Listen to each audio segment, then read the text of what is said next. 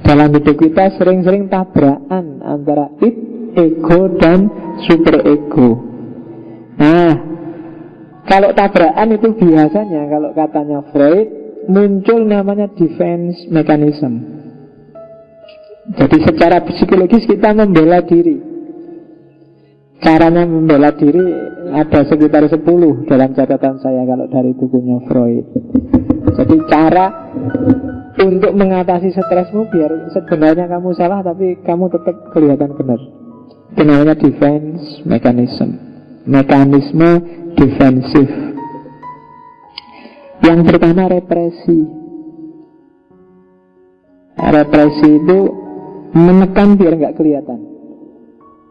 Jadi misalnya kamu suka sama temanmu sak kelas, sementara dia sudah punya pacar, terus kamu, udahlah nggak boleh, dia sudah punya pacar, ini nggak boleh, dosa saya ini suka sama pacarnya teman ini harus disingkirkan. Nah, itu namanya direpresi.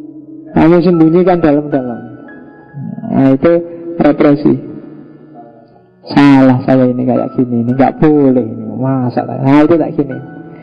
Kamu pamit di kelas, sebenarnya kamu nggak sakit tapi kamu bikin surat, mohon maaf Pak, di kuliah siang ini saya nggak masuk karena sakit. Nah, terus kamu ngerti kalau itu salah, maka ini jangan sampai ketahuan, pokoknya. Nah, itu terus kamu represi, kamu sembunyikan dalam-dalam. Itu namanya direpresi, ditekan, diplenet kalau bahasa Jawa nih. Ditekan itu kan tidak hilang, itu nanti jadi konsumsi bawah sadar. Seolah-olah itu hilang tapi tidak. Dia jadi penghuni bawah sadar. Itu kadang-kadang nyetir perilakumu tapi nggak sadar loh. Sehingga kalau ketemu dosennya tiba-tiba kamu salah tingkah, tiba-tiba kamu merasa nggak enak. Itu karena ada bawah sadar yang bilang, tadi aku bohong pada dosen ini. Begitu tadi kamu bohong pada orang tuamu tentang IP, tentang nilai, tentang kehidupanmu di Jogja, itu kan rasanya sudah beda ketika berhadapan sama orang tuamu. Mungkin kamu agak kaku ngomongnya, hati-hati jangan sampai keceplosan. Itu defense mechanism, namanya represi. Disingkirkan dari pikiran, disingkirkan dari wilayah sadar, dari ego. Tapi sebenarnya dia tidak hilang, dia masuk ke wilayah bawah sadar.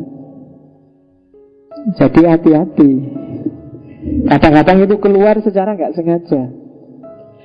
Mungkin Idul Fitri tiba-tiba kamu ketemu dosenmu, terus Pak, lahir batin ya Pak, lo kamu punya salah apa sama saya? Nggak ada sih Pak, paling ya bohong-bohong dikit. Nah itu kan sebenarnya itu nggak sadar kamu ngomong, karena selama ini di pikiranmu kamu merasa saya pernah bohong pada orang ini gitu. Kayak itu represi namanya. Kamu singkirkan apa yang mengganggumu, kamu buang. Tapi sebenarnya dia tidak hilang tapi masuk ke bawah sadar. Terus ada juga yang defense mechanism itu adalah reaction formation. Jadi melakukan reaksi. Melakukan reaksi itu karena kamu tahu itu salah, kamu munculkan yang berlawanan. Ya misalnya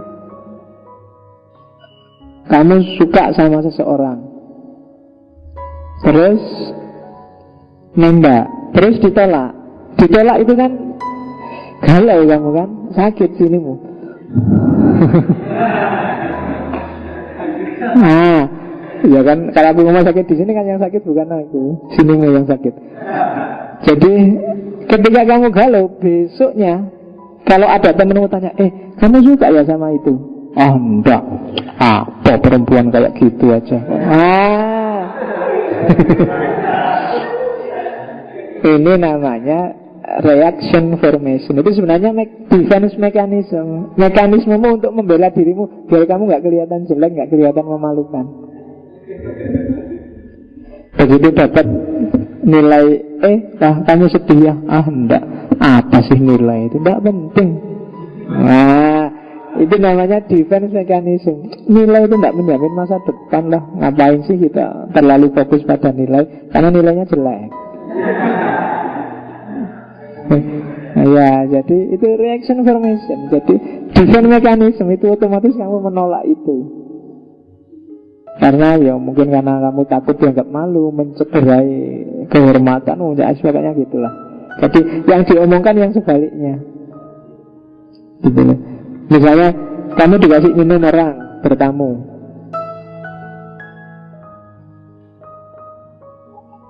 terus yang punya rumah tanya, enak gak mas minumannya? Kamu tahu bahwa kamu harus selalu baik dengan dia, sehingga kalau kamu ngomong gak enak padahal itu gak enak, putus persahabatanmu dengan dia, maka terus enak. Nah itu sebenarnya defense juga. Jadi memunculkan perilaku yang berlawanan ya. Jadi justru kebalikannya yang ditampilkan. Makanya ada orang bilang cinta sama benci itu sebenarnya seperti dua sisi mata uang. Karena kadang-kadang orang yang menampilkan diri sangat benci dengan kita itu sebenarnya yang paling suka dengan kita. Kalau kamu punya 3 teman lawan jenis misalnya ya, yang satu ngobrolnya nyantai aja gak apa, sementara yang satu kaku misalnya. Justru yang kaku itu biasanya yang sangat perhatian pada kita. Yang santai itu ya biasa aja, santai, keren, CS. Sementara yang ini perasaannya deg-degan tuh aslinya. Jadinya grogi, berarti yang ada rasa itu ya seolah-olah cuek tapi sebenarnya perasaannya tidak karu-karuan itu. Nah, itu defense mechanism. Jadi nggak bisa santai lagi. Oke. Jadi reaction formation itu defense mechanism yang kedua. Defense mechanism yang ketiga adalah displacement. Displacement itu mengarahkan dorongan pada objek yang lebih lemah. Misalnya di kampus kamu dimarahi dosenmu. Karena dosen kamu gak bisa bantah, semangat ya, tapi mewangkel kamu dimarahi. Begitu nyampe kos-kosan, gantian temanku tak marah-marahin sekarang. Itu melampiaskan pada yang kenapa sama teman kamu berani, karena lebih lemah dibandingkan kalau melawan dosen. Gitu.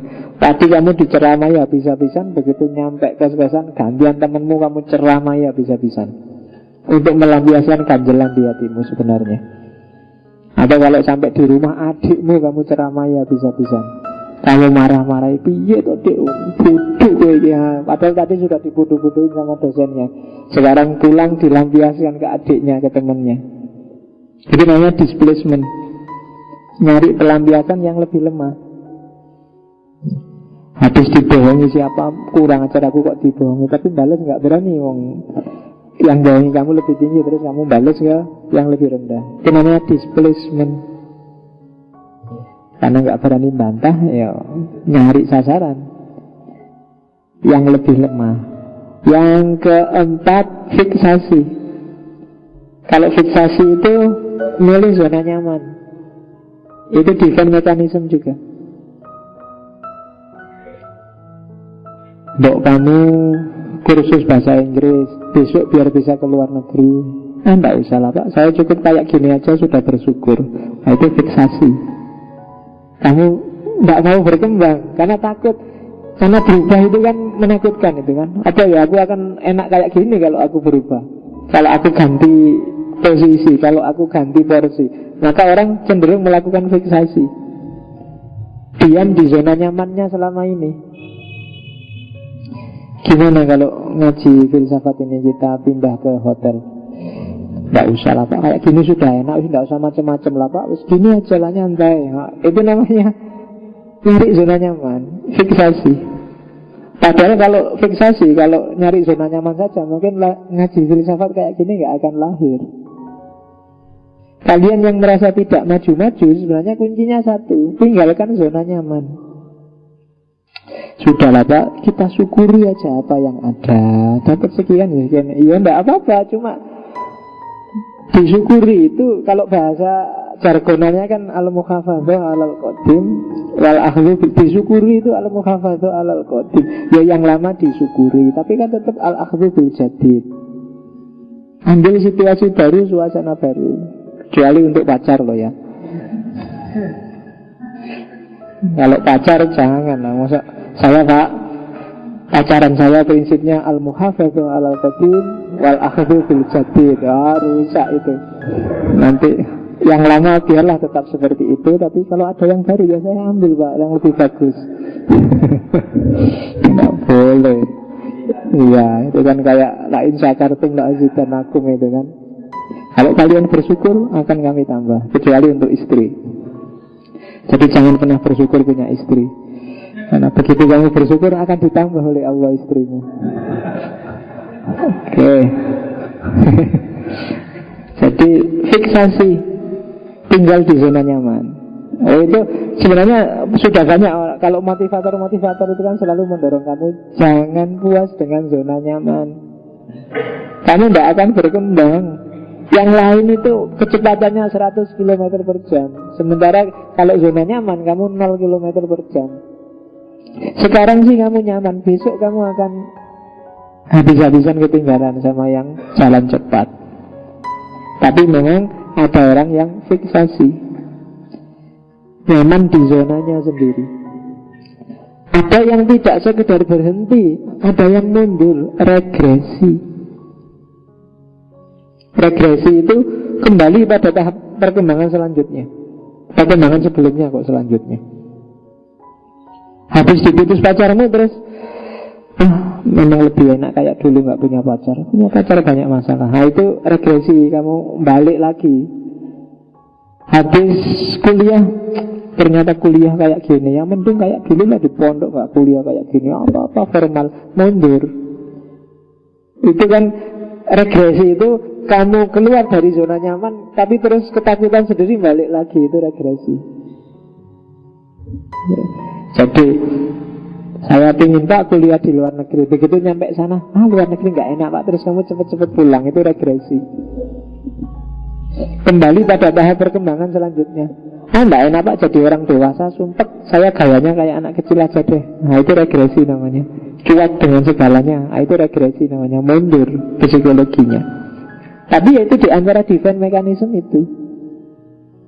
Jadi orang dewasa apa-apa serius Pak, santai aja lah kayak anak kecil, mengalir aja lah. Itu regresi sebenarnya. Mundur, nggak cuma mandek. Kalau zona nyaman itu mandek, kalau ini mundur. Jadi nggak sekedar macet tapi mundur. Itu regresi. Ada proyeksi. Proyeksi itu mengatributkan karena mungkin malu, karena mungkin nggak enak, karena mungkin merasa bersalah. Apa yang ada pada dirinya diarahkan pada orang lain. Itu proyeksi. Misalnya kamu sebenarnya, misalnya ada orang pakai rok mini depan itu, kamu bilang astagfirullah rok mininya. Terus temennya bilang, hei kamu tertarik ya sama rok mini? Oh enggak, perempuannya itu loh, kok pakaian kayak gitu, itu kan menggoda. Sing disalahkan perempuannya. Itu namanya proyeksi. Jadi selalu orang lain yang salah, bukan aku. Oh enggak, bukan aku, ya dia aja terlalu gitu. Misalnya kamu tanya saya, aku raiso jawab. Terus kamu gak jadi mahasiswa, jangan cerewet gitu. Tanya itu ya yang masuk akal aja, malah kamu yang salah. Padahal sini yang tadinya gak bisa jawab. Nah ya, itu namanya proyeksi. Jadi apa yang ada padamu, kamu anggap ini jelek, terus kamu timpakan pada yang lain. Enggak, bukan saya, dia. Itu logika proyeksi. Saya sih enggak.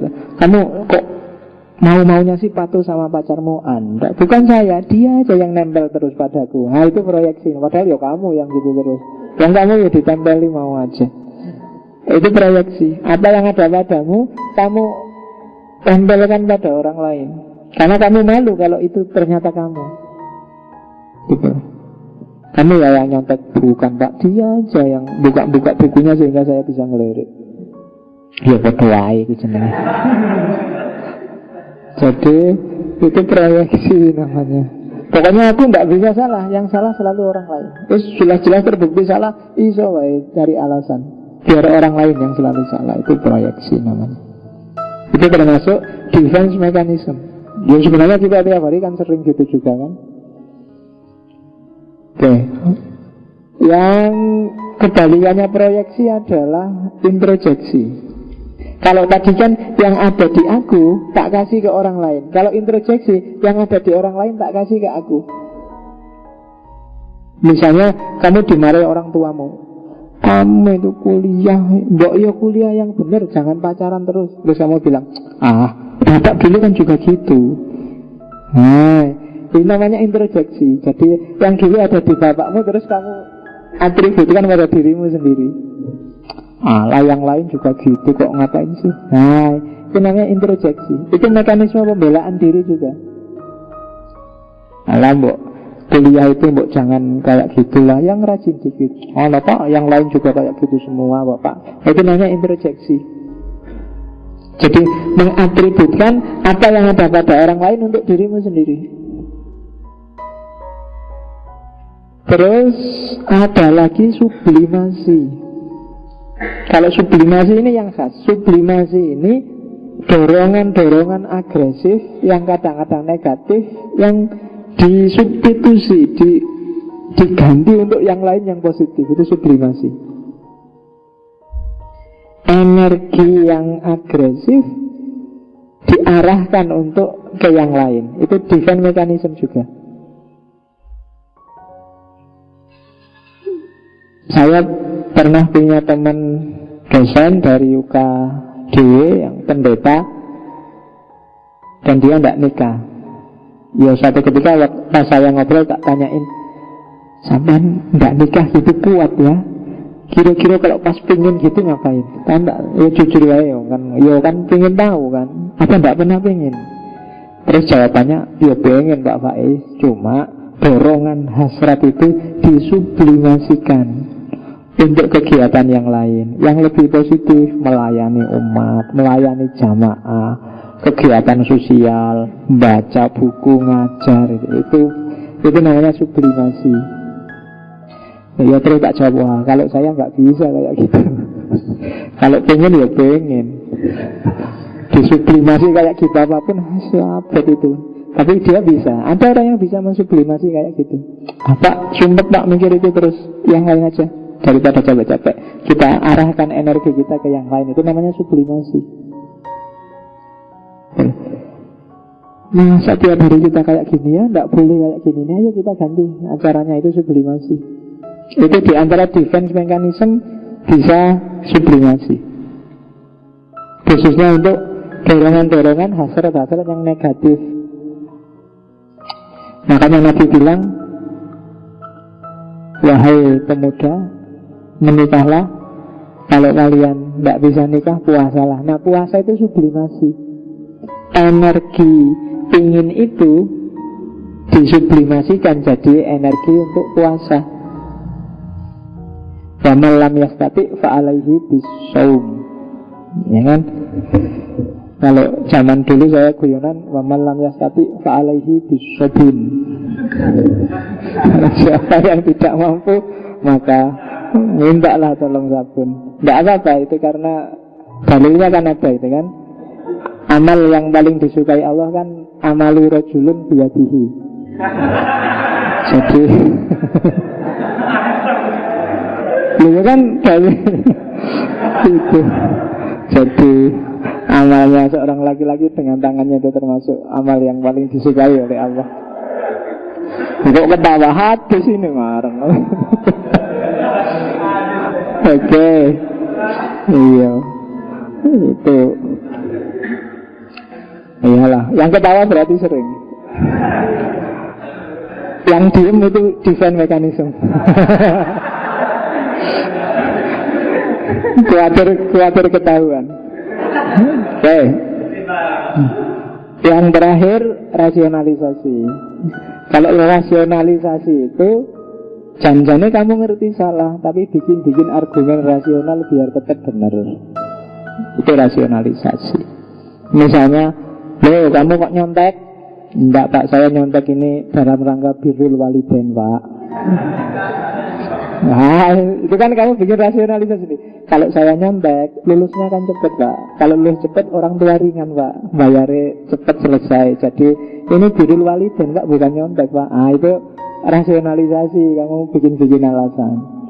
sering dalam hidup kita itu sering justru yang dilakukan bukan reasoning, bukan bernalar, tapi rationalization, membenar-benarkan yang sebenarnya yang sudah kita lakukan duluan, kita setujui duluan, kita percayai duluan. Itu namanya rasionalisasi. Makanya ilmu kalam, teologi itu disebut disiplin rasionalisasi. Dipercayai duluan agamanya, baru dipikirkan secara rasional. Oke, defense mechanism.